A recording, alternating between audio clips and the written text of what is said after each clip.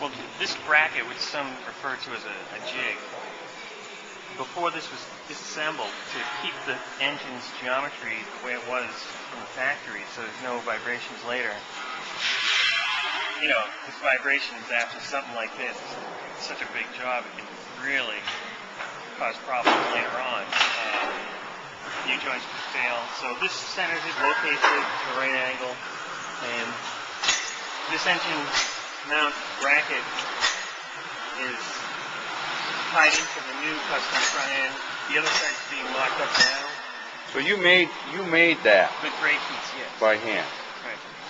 This is original. This is original, but you cleaned it up. Yes. Okay, original mount, handcrafted engine mount. Why? It's tied into the front stub. Now because we've modified the frame arms. Okay. This engine was going to start rusting away if I didn't top coat it. This small amount of prep and recoat is that'll take me 10 minutes to redo it. You won't be able to tell. The thing will come up beautiful. Shaft right here. This U-joint and this pedestal, which will mount right here on this side. How are you gonna get the engine mount to fit in there without interfering with the steering shaft? Well, I have to notch the mount. Cut a slice out of the mount in order to get... This is a factory mount. Then there's a plate that I have. This is a mount that is superimposed right here.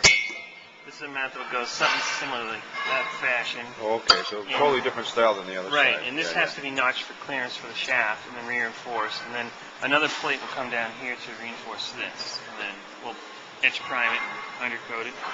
And then we're off to the steering column.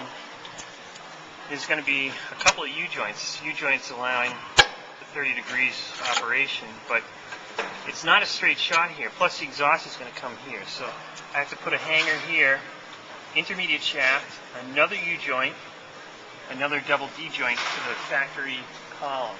The factory column goes through here.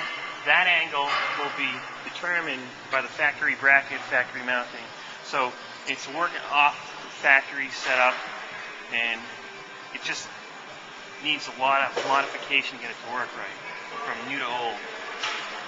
But what he ends up with is is like a modern rack and steering system on coil springs. Which he can get up to 5 degrees caster, which is probably kind of half a degree.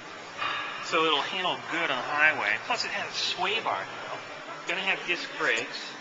So as long as the engine operates the way it did, or better from factory, which we're hoping for, then he'll be able to drive this on regular highways. No problem.